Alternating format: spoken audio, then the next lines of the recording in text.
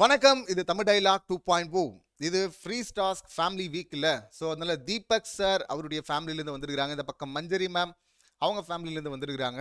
இதில் முத்துகுமரன் வந்து அன்பா அண்ணின்னு சொல்கிறாருல தீபக் சார் ஒய்ஃபை. அந்த அண்ணி பார்த்தீங்கன்னா சிறப்பாக தரமாக சம்பவம் பண்ணிட்டாங்க. கரெக்டாக கேட்க வேண்டிய விஷயத்த விஜேஎஸ் இதை கேட்டே அடிச்சிருக்கலாம். விஜேஎஸ் வந்து டப்பாவை அடிக்கிறதுக்கான காரணம் இந்த ஸ்டேட்மெண்ட்டும் தான் ரொம்ப தப்பானது. அப்போ வந்து லேபர் ஸ்கில் ஓரியன்ட் ஒர்க்கு, இது வந்து லேபர் ஒர்க்கு அப்படின்னு சொல்லிட்டு புரிய வைக்கிறதுக்கு வந்தார். பெருகிறது வந்து லேபர் ஓரியன்டா, சமைக்கிறது வந்து ரொம்ப அது வந்து முக்கியமானது, அது ஸ்கில் ஓரியன்டா, அங்கே ஆட்களை குறைக்க முடியாதுரா அப்படின்னு சொல்லிட்டு புரிய வைக்க வந்தவரை டிஸ்கிரிமினேட் பண்ணுறாரு அப்படின்னு சொல்லிட்டு திருப்பி விட்டா. அப்படின்னு இந்த டப்பா நமக்கு எல்லாருக்குமே தெரிஞ்சிடுச்சு, உள்ள இருக்கவங்களுக்கும் தெரியுது அவர் அந்த இன்டென்ஷனில் சொல்லலை அப்படின்னு சொல்லிட்டு. ஆனால் வெளியே அந்த ஜோன் இருக்குல்ல, அங்கே வந்து இவர் நான் இப்போ ட்ரெண்டிங் ஹீரோ, அவர் ட்ரெண்டிங் ஹீரோவாக இருக்கும்போது அவருடைய அசிஸ்டண்ட்டு டிரைவரை எல்லாம் எப்படி நடத்தியிருப்பார், அவ்வளோ கேவலமாக தானே நடத்துவார், லேபர் அப்படி தானே பார்க்குறாரு அப்படின்லாம் இந்த டப்பா வந்து சொன்னா. அப்படி அங்கே சத்யா கிட்ட ஜோன் பக்கத்தில். ஆனால் வந்து விஜேஎஸ் கேட்கும்போது என்ன உருட்டினாரு, நான் வந்து ஃபேமிலியாக பார்க்குறேன் சார், நான் ஃபேமிலியாக பார்க்குறேன் சார். ஃபேமிலியாக பார்க்குறதா இருந்தால் மஞ்சரியை என்னவா பார்க்குற, முத்துக்குமரனை என்னவா பார்க்குற, ஏன்னா மஞ்சரிக்கு மட்டும் கிடைச்சாங்க, வாய்ப்பு கிடைச்சது வச்சு செஞ்சிருவேன், உரிச்சு விட்டுருவேன் அப்படின்லாம் சொன்னல. ஃபேமிலியை பார்த்தா எப்படி, எந்த கேரக்டரை உரிச்சு விடுவேன், எந்த ரிலேட்டிவை வந்து உரிச்சு விடுவேன் இந்த மாதிரிலாம். ஸோ அக்கா, இவருடைய அக்கா இருக்கிறாங்கல்ல ஹார்லி குயின், அவங்களும் பார்த்தீங்கன்னா அங்கே வெளியே வந்து விஜேஎஸ் வந்து ப்ளோ அப் பண்ணிட்டாரு. என்ன ப்ளோ அப் பண்ணாரு, அருணுடைய மண்டைக்குள்ளெல்லாம் போய் ஆராய்ஞ்சு பேசுகிறாரு. இப்போ இந்த வார்த்தையை சொன்னது அருண் தானே. அருண் வந்து சொந்தங்களா வீடாக பார்த்து சொன்னார், நான் வீடாக இருந்தால் அந்த வேலையை செய்ய மாட்டேன் அப்படின்லாம் கூட சொல்லியிருக்காரு அவர் அருண். நான் இங்கே போட்டி போட தான் வந்தேன் அப்படின்னு சொன்னவர் அவர். ஆனால் வந்து இது வந்து ரெஸ்பான்சிபிலிட்டி, இது வந்து வேலைன்னு சொன்னது பார்த்தீங்கன்னா அக்காவுக்கு வேலைங்கிறதே தப்பாக தெரியுது. வெளியே வந்து அக்காவுக்கு அவங்க வந்து பார்த்தீங்கன்னா அவங்கள முட்டு கொடுத்துருந்தாங்களே, இப்போ இதுக்கு என்ன முட்டு கொடுப்பாங்க. தீபக் அதான் அண்ணி வந்து கரெக்டாக கேட்குறாங்க, இங்கே வந்து தீபக்கை வந்து முன்னாடி உனக்கு வெளியில் தெரியுமா, தெரியாது. அவர் வெளியில் இது மாதிரி ஏதாவது ட்ரீட் பண்ணியிருந்தா யாரையாவது, அது வந்து உனக்கு அந்த மாதிரி தோணுது அப்படின்னா ஓகே. இந்த வீட்டுக்குள்ளே அந்த மாதிரி ஒன்றும் நடக்கலை.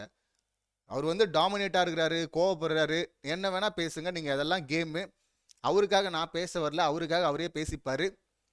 ரொம்ப கான்சியஸாக கேம் ஆடுறாரு. மற்றவங்க ஏதாவது தப்பாக சொல்லும் போது இல்லைடா இது வெளியில் தப்பாக போயிட போகுது அப்படின்னு சொல்லிட்டு அவருக்கு கவனமாக இருக்கிறது மட்டும் இல்லை, மற்றவங்களையும் பாதுகாக்கிறதுக்கு ட்ரை பண்ணுறாரு.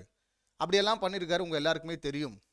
இப்படி நீ சொல்கிறது வந்து அவருடைய அசிஸ்டண்ட்டு டிரைவர்லாம் எப்படி நடத்துவார், அவர் ட்ரெண்டிங்காக இருக்கும்போது. இப்போ அதுக்கு நடுவில் இவர் ட்ரெண்டிங் ஹீரோவா, இவர் எப்போ ட்ரெண்டிங் ஹீரோவாக இருந்தாருன்னு எனக்கு தெரில. அதுக்கே போட்டு புழகணும் இந்த டப்பாவை. இதில் தீபக் வந்து பழைய ஆள், அவர் ட்ரெண்டிங்கில் இருக்கும்போது அவருடைய அசிஸ்டன்ட் டிரைவரை எப்படி நடத்திருப்பாரு, எவ்வளோ கேவலமாக நடத்திருப்பாரு அப்படின்னு நீ சொல்கிற. அது வந்து கேரக்டர் அசாசினேஷன்ல. நீ அவருடைய கேரக்டரை தப்பாக பேசுகிற, உனக்கு தெரியாத ஒரு விஷயத்த அசியூம் பண்ணிக்கிட்டு இப்படி தப்பாக சொன்னது வந்து எனக்கு ஹர்ட் ஆச்சு. நீ வந்து இன்டென்ஷனாக இல்லை தெரிஞ்சு அதை சொல்லியிருக்க மாட்டேன்னு சொல்லிட்டு நான் நம்ப ட்ரை பண்ணுறேன் அப்படின்னு அவங்க சொல்கிறாங்க. போட்டு அடிச்சிட்டாங்க. இது டப்பா உண்மையை ஒத்துக்காது. அதில் ஏற்கனவே திருடின மேட்ரு வெளியே வரும்போது கூட பார்த்தீங்கன்னா எத்தனை முறை இதுக்கு முன்னாடி பண்ணியிருக்கீங்கன்னா 3 முறைன்ற எல்லாரும் சொல்கிறாங்க. ஆனால் அந்த டப்பா வந்து 2 முறை சார், 2 முறை தான் சார். அப்புறம் தொழில் மேலேயே சத்தியம் பண்ண ஆள் தானே, உண்மை எங்கே வரப்போகுது டப்பா கிட்ட. ஸோ வந்து அப்பயும் முட்டு கொடுக்க வராரு. நானும் அண்ணனும் அதுக்கப்புறமா போய் இல்லை நீங்கள் வந்து தனியாக சத்யா கிட்ட பேசுனீங்க அப்படின்னு சொல்லிட்டு ரொம்ப ஸ்ட்ராங்காகவே சொல்லிட்டாங்க. உங்களை இங்கே கேட்குறேன், உங்கள் மேலே இந்த வெளிச்சத்தை பாய்ச்சுறேன் அப்படின்லாம் நினைக்காதீங்க, வாய்ப்பை இங்கே யூஸ் பண்ணிக்கிட்டேன்னு. வெளியே பார்த்துருந்தாலும் கேட்டிருப்பேன், என் புருஷனை ஏன் இப்படி பேசுனேன் அப்படின்னு நான் கேட்டிருப்பேன். டிஸ்கிரிமினேஷனில் டிங்கிற வார்த்தை கூட அவருக்கு தெரியாது, அவரை போய் இப்படி பிராண்ட் பண்ணுறியே அப்படின்னு நான் சொல்லியிருப்பேன் அப்படின்னு அவங்க ஸ்ட்ரைட்டாகவே கேட்டாங்க.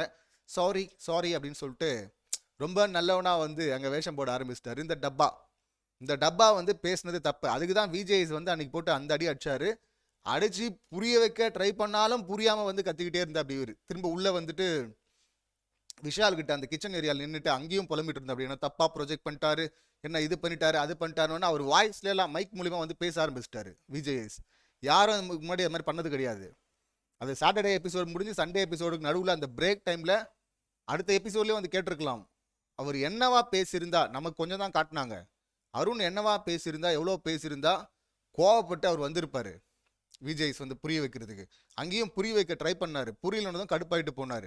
அதையும் வெளியே இருக்கிற அந்த ஹார்லி குயின் அக்கா என்ன சொல்லிட்டு இருந்தாங்க, அதாவது அவருடைய ஹார்லி குயின் நமக்கு வந்து அர்ச்சனா போன சீசன் டைட்டில் வின்னர் என்ன சொன்னாங்க, அவங்க வந்து டேமேஜ் கண்ட்ரோல் பண்ண வந்துட்டாரு.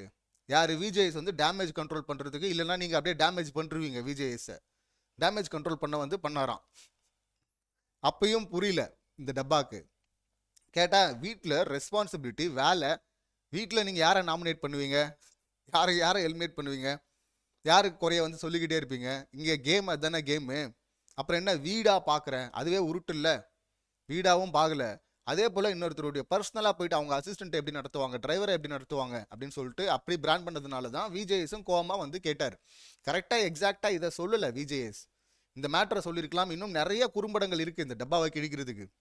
போன வாரத்துலேயும் ஒரு வார்னிங்கை கொடுத்தாருல, இங்கே சாட்டர்டே வந்து குறும்படம் இருக்குது, அருண் வந்து மெடிக்கல் ரூம் போயிட்டு கேஷுவலாக நடந்து வந்து வெளியே வரும்போது நொண்டி நொண்டி வந்தார் அப்படின்லாம் சொன்னார்ல. ஸோ குறும்படம் இருக்குது, நானும் குறும்படம் கேட்குறேன் டைரக்டர்கிட்ட போட மாட்டுறாரு அப்படின்லாம் சொல்லிட்டு இருந்தார்ல. இதில் இன்னொன்று கவனிச்சிங்கன்னா, யாரை வெளியில் வெளியில் இருக்கவங்களை மிஸ் பண்ணுறீங்க அப்படின்னு சொல்லிட்டு நேற்று கேள்வி கேட்குறாங்க. இந்த டப்பா யாரை சொன்னார் தெரியுங்களா? எப்போவுமே சொல்கிற ஹார்லி குயின் அப்படின்னு சொல்லுவார், நமக்கு எதிர்பார்த்தோம் சொன்னார். அவங்கள கூட சொல்கிறாரு ரெண்டாவதுன்னு நினைக்கிறேன். அந்த லிஸ்ட்டில் வந்து பிரவீன் என் டைரக்டர் அப்படிங்கிறாரு. ஓ, ஃபேமிலியை மிஸ் பண்ணுறேன், இல்லைன்னா இவங்க ரிலேட்டிவ் இந்த ரிலேஷனை மிஸ் பண்ணுறேன் அப்படின்னு சொல்கிறது வேறு. எல்லாருமே அப்படி தான் சொல்லிட்டு இருந்தாங்க. இவர் வந்து டேரக்டரை மிஸ் பண்ணுறாராம். யார் அந்த டேரக்டரு? பிரவீன், பிக் பாஸ் உடைய டேரக்டருங்க. விஜேஎஸும் வேற ஒரு இன்டர்வியூவில் சொல்லியிருப்பாரு பிரவீன் டேரக்டர் அப்படின்னு சொல்லிட்டு. அர்ச்சனா கூட டைட்டில் வாங்கிட்டு அவர் கூட போயிட்டு வீடியோ எடுத்து போட்டிருப்பாங்க.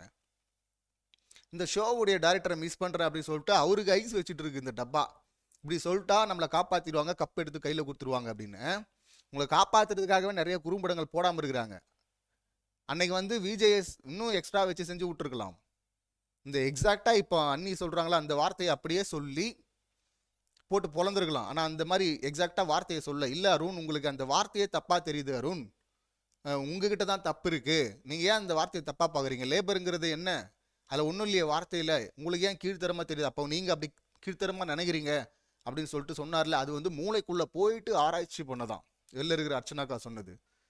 எனக்கு வந்து அவருடைய தீபக் சாருடைய ஒய்ஃப் வந்து ரொம்ப கிளியராக சொல்லிட்டாங்க, நம்ம வந்து தொழிலாளர்களை கேவலமாக நடத்துகிறவங்க கிடையாது, இங்கே தொழிலாளர் தினம் கொண்டாடுறவங்க நம்ம, அதனால் அது வந்து வேலை தான், அந்த வேலையை தான் சொன்னாரே தவிர நீங்கள் உடனே வந்து இது கீழே அது மேலேன்னு சொல்லிட்டு வேலை செய்கிற ஆட்களை அந்த மாதிரி எடுத்துகிட்டு போய் திருப்பிட்டீங்க.